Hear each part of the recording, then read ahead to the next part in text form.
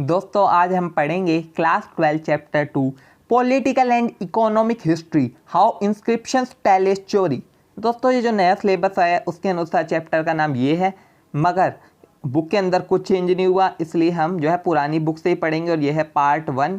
जो भी अंदर चेंज होगा या कुछ होगा उसके बारे में मैं आपको बता दूंगा। तो चलिए स्टार्ट करते हैं। राजा, किसान और नगर, आरंभिक राज्य और अर्थव्यवस्थाएं लगभग 600 ईसा पूर्व से 600 ईस्वी। तो फर्स्ट पॉइंट है इसका प्रिंसेप और पियदस्सी। तो दोस्तों क्या आप भी सोच रहे हैं कि ये मैं हूँ? दोस्तों ये मैं नहीं हूँ, ये है ईस्ट इंडिया कंपनी का एक अधिकारी जेम्स प्रिंसेप। तो ये है हमारे अजीब से जेम्स प्रिंसेप, ठीक है। मेरे को लगता है बचपन में ऐसे ही रहे होंगे। तो देखिए 1830 के दशक में इन्होंने ब्राह्मी और खरोष्टी लिपि का अर्थ निकाला, जिससे उन्हें पता चला कि कुछ अभिलेखों पर राजा का नाम अशोक भी लिखा है, ठीक है। और कुछ अभिलेखों और सिक्कों पर राजा का जो नाम है या उस पर लिखा हुआ है पियदस्सी, मतलब मनोहर मुखाकृति वाले राजा का नाम, सुंदर दिखने वाले राजा का नाम, जिससे पता चला कि ये शब्द जो है किसके लिए यूज़ किया गया होगा, अशोक के लिए, ठीक है। तो फिर पढ़ते हैं आगे अभिलेख। अभिलेख क्या होते हैं? जो पत्थर, धातु या मिट्टी के बर्तन जैसी जो है कठोर सतह पर खुदे होते हैं उसे अभिलेख कहा जाता है। जो प्राचीनतम अभिलेख थे वो प्राकृत भाषाओं में लिखे जाते थे, जो जन सामान्य की भाषा होती थी। संस्कृत पढ़े लिखों की भाषा होती थी, प्राकृत जन सामान्य की भाषा होती थी। तो ये डिफरेंस था।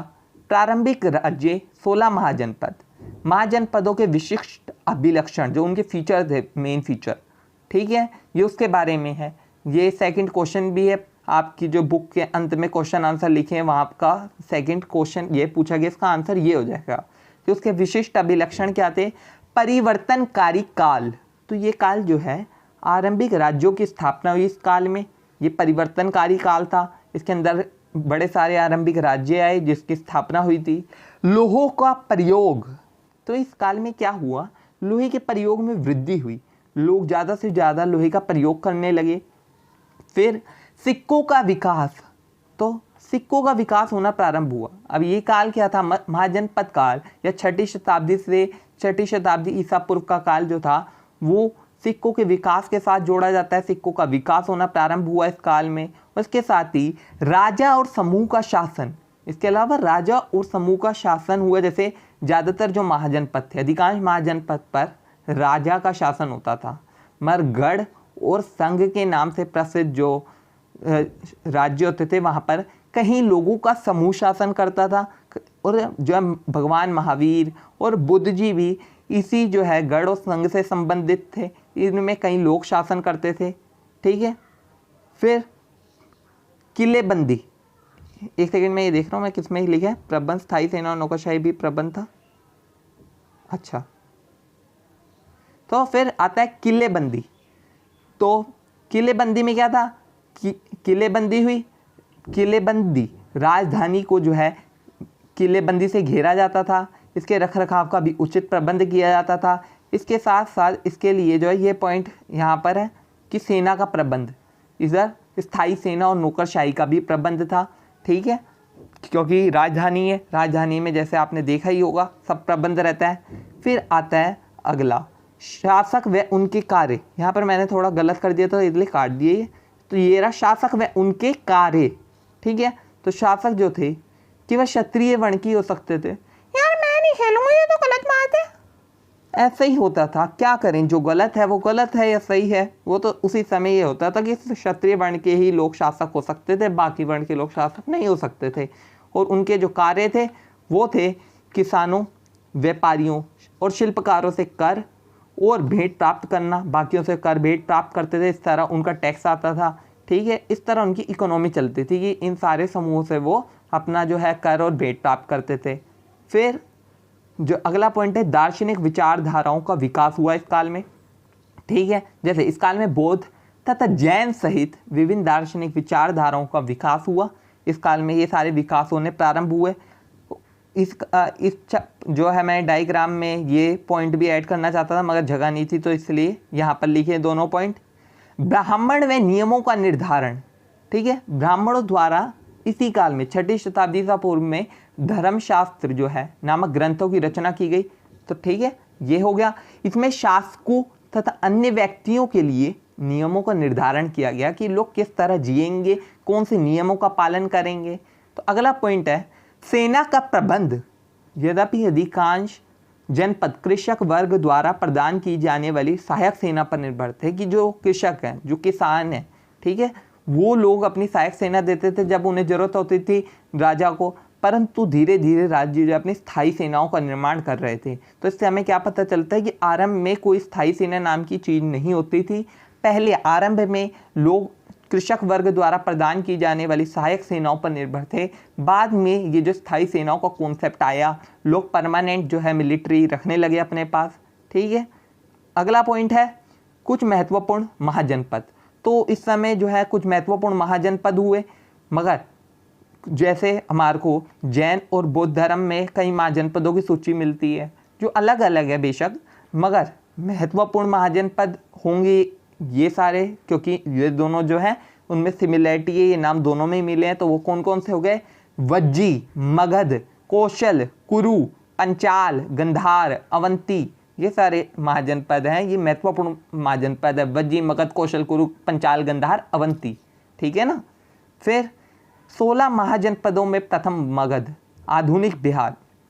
तो क्वेश्चन है मगध के सबसे शक्तिशाली बनने के कारण, मुझे बाद में मत कहना, मैं पहले ही बता रहा हूँ, बहुत इंपॉर्टेंट क्वेश्चन है, पूछा भी जाता है, नहीं तो बाद में मम्मी छत्ते मारेगी, छत्तर मारेगी, मतलब कभी कभी जुबान फिसल जाती है। ठीक है, तो अच्छी कृषि, पहला कारण अच्छी कृषि, यहाँ पर खेती की उपज बहुत अच्छी होती थी, इसके कारण ये महत्वपूर्ण महाजनपद बना। दूसरा कारण लोहे की खदानी, क्योंकि उपकरण और हथियार बनाना इससे आसान हो गया। जब लोहे की खदानी है तो इससे उपकरण भी बन पा रहे हैं आसानी से, हथियार भी बन पा रहे हैं। तो ये दूसरा कारण रहा कि मगध इतना शक्तिशाली महाजनपद। तीसरा हाथी, सही सुना, हाथी ही कह रहा हूँ, शेर या तुड़ घोड़ा नहीं, हाथी सेना का महत्वपूर्ण अंग थे, इसलिए मगध सबसे शक्तिशाली महाजनपद बन गया। हुई ना हैरानी, हाथियों से बन रहा है। ठीक है, फिर अगला पॉइंट है गंगा और उसकी नदियाँ। ठीक है, उसकी उपनदियाँ, इसके कारण जो है मगध शक्तिशाली महाजनपद बन गया। गंगा के बारे में तो कुछ बताओ। अरे गंगा तो वो नदी है जिसमें लोग नहा नहा कर उसे ही गंदा करे जा रहे हैं, वो हमारा पाप मिटाती थी, आज हमने उसे ही पूरा गंदा कर दिया। तो इससे आवागमन का सस्ता और सुलभ साधन था, इससे सस्ता सुलभ साधन और कुछ क्या हो सकता है, नदी के सारे आ और जा रहे हैं। ठीक है, इसके कारण भी ये था। और विभिन्न शासकों की नीतियाँ, तो बुद्ध और जैन जो लेखकों के अनुसार विभिन्न शासकों की जो नीतियाँ, जैसे बिंबिसार, अजातशत्रु और महापद्मनन जैसे शासक जो महत्वाकांक्षी शासक थे, शक्तिशाली भी शासक थे, इसके कारण जो है मगध शक्तिशाली महाजनपद बन गया। मगर ये लोग हमारे जो है टाइगर श्रॉफ जितने शक्तिशाली नहीं थे, जो सीरिया में जाकर अपने भाई को ले जाने गया, सीरिया ही उड़ा गया अकेले में।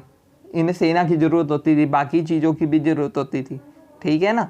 फिर अगला पॉइंट है हमारा, ये सारा हो गया ना आपका, जैसे अच्छी कृषि, लोहे की खदानें, हाथी, गंगा और उसकी उपनदियाँ और विभिन्न शासकों की नीतियाँ, ये रही। तो प्रारंभिक जो राजधानी है वो है राजगाह।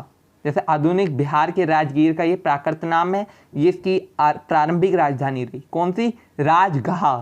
फिर बाद में पाटलिपुत्र को इसकी राजधानी बना दिया गया, जो अब पटना कहा जाता है, तो ये बाद में इसकी राजधानी बन गई। फिर एक आरंभिक राज्य, तो मगध के विकास के साथ साथ मौर्य साम्राज्य का उदय हुआ। तो मौर्य साम्राज्य का संस्थापक कौन था? चंद्रगुप्त मौर्य है। लगभग 321 ईसा पूर्व में उसने शासन किया। इसका शासन जो था वो पश्चिमोत्तर में, पश्चिम में मतलब अफगानिस्तान और बलूचिस्तान तक फैला था। अफगानिस्तान से और बलूचिस्तान पूरा ये फैला हुआ था। उसका पौत्र कौन था? अशोक, जो महत्वपूर्ण शासक है, सबसे शक्तिशाली शासक, मतलब जो प्रसिद्ध शासक है वो इनके वंश का अशोक, जिन्हें कलिंग पर विजय प्राप्त करी। वो थोड़ा दुख हुआ कि मैंने इतने लोगों को मार दिया। फिर आधुनिक उड़ीसा पर विजय प्राप्त करके उन्होंने जो है बौद्ध धर्म अपना लिया या अपना ही धर्म बना लिया। ठीक है, फिर मौर्य वंश के बारे में जानकारी प्राप्त करना, एक और इम्पोर्टेंट क्वेश्चन। बहुत ही इंपॉर्टेंट क्वेश्चन है, जानकारी के स्रोत क्या है, ठीक है, जानकारी के स्रोत रखना याद, बहुत इंपॉर्टेंट क्वेश्चन है। तो मौर्य साम्राज्य के बारे में जानकारी के स्रोत हैं पुरातात्विक प्रमाण, इसमें क्या किया जाता है, मूर्ति कला, ये देखिए मेरी मूर्ति कितनी बढ़िया लग रही है, ठीक है, मूर्ति कला इसका जो है महत्वपूर्ण स्रोत है जिससे हम जान पाते हैं। फिर समकालीन रचनाएं, इसमें क्या आ गया, इसमें आ गया मेगास्थनीज द्वारा लिखा गया विवरण, जो उसकी बुक थी इंडिका, 1 नंबर में भी पूछ लिया जाता है, याद रखना उसकी बुक का नाम क्या था, इंडिका, ठीक है, इंडिका उसकी बुक का नाम था, ये देखो उसकी बुक मैंने लगा दी यहाँ पर ठिकाने, ठीक है। फिर एक और समकालीन रचना में आती है अर्थशास्त्र, जो किसके द्वारा लिखी गई थी, कौटिल्य या चाणक्य, कौटिल्य चाणक्य एक ही है, ये रही कौटिल्य की बुक और इंडिका भी यही रही, ठीक है। फिर जैन, बौद्ध और पौराणिक ग्रंथों तथा संस्कृत वाड्मय, अभी इतनी मुश्किल हिंदी लिखते हैं तो मैंने लिटरेरी वर्क इंग्लिश में आसान कर दिया आपके लिए, जाओ याद रखो, लिटरेरी वर्क जो रहते थे उसके सारे, इससे हमने जानने में मदद मिली, मतलब रचनाएं जो थी, बुक वगैरह होती है ग्रंथ, उसे लिटरेरी वर्क कहते हैं, ठीक है। उन सब से हमारे को जैन बौद्ध तो समकालीन थे ही, वो मौर्य साम्राज्य के पहले ही उसी समय चल रहा था, मतलब ठीक है, उनके जो लेखकों ने लिखा उससे हमारे को इसके बारे में जानकारी मिलती है, ठीक है। फिर अगला पॉइंट है अशोक के अभिलेख, ठीक है, और सबसे मूल्यवान स्रोत, ठप्पा लगा दो यहीं पर, लॉक कर दो, सबसे मूल्यवान स्रोत है जानकारी का स्रोत अशोक के अभिलेख। अब देखो ये खुद प्रमाण दे रहा है मैं अभिलेख हूं, इससे बड़ा प्रमाण क्या हो सकता है, खुद बता रहा है कि मैं अभिलेख हूं, ठीक है। इससे हमारे को मौर्य वंश के बारे में सबसे जानकारी का महत्वपूर्ण स्रोत है, जो अशोक ने अलग अलग स्थानों पर अपने अभिलेख खुदवाए, उससे हमारे को मौर्य साम्राज्य के बारे में जानकारी मिलती है, ठीक है। फिर अगला पॉइंट, अशोक वह पहला सम्राट था जिसने अपने अधिकारियों और प्रजा के लिए संदेश प्राकृतिक पत्थरों और पॉलिश किए हुए स्तंभों पर लिखवाए थे, प्राकृतिक पत्थर पर और पॉलिश किए हुए स्तंभों पर लिखवाए थे। अशोक ने अपने अभिलेखों के माध्यम से धर्म का प्रचार किया। अब एक और चीज बता दूं, अशोक का धर्म कोई धर्म नहीं है, ठीक है, वो एक नैतिक मूल्यों का संग्रह है, जिससे हम इस जीवन को, अपने बाद के जीवन को अच्छा बना सकते हैं। उसके धर्म के सिद्धांत क्या, देखो बड़ों के प्रति आदर, देखो उसे बताना पड़ रहा है बड़ों के प्रति आदर करो, हम इतने नीच हो गए हैं, मतलब बड़ों के प्रति आदर करेंगे ही नहीं, तो उसे जब तक बताना ना पड़े हम ये आदर करेंगे, ये हाल हो गया। तो आदर करो बड़ों के प्रति, ठीक है। फिर सन्यासी और ब्राह्मणों के प्रति उदारता, उनके उदारता दिखाओ, सेवकों और दासों के साथ उदार व्यवहार करो। फिर दूसरे के जो धर्म है और परंपराओं का आदर शामिल है, इसमें कर लो, दूसरे के धर्मों का भी आदर करो, ठीक है, और परंपराओं का आदर करो, तभी हमें एक विविधतापूर्ण भारत का निर्माण अच्छे से कर सकते हैं, जिनमें सब मिलजुल कर रहे, लड़ो झड़ाओ मत करा करो, ठीक है। तो दूसरों के धर्मों और परंपराओं को आदर शामिल है। और कैसा लगा मेरे दोस्तों ये वीडियो, आपको सख्त जानो मेरी, प्लीज़ सब्सक्राइब भी कर दिया करो, ठीक है, ताकि मैं और अच्छी वीडियो बनाऊँ, इससे भी अच्छी और बढ़िया, ठीक है। तो सब्सक्राइब करो, लाइक करो और शेयर करना मत भूलना। तो आज के लिए बस इतना ही, मिलेंगे अगली वीडियो में, बाय। किसी बात का बुरा मत मानना, दोस्तों में सब चलता है, ठीक है।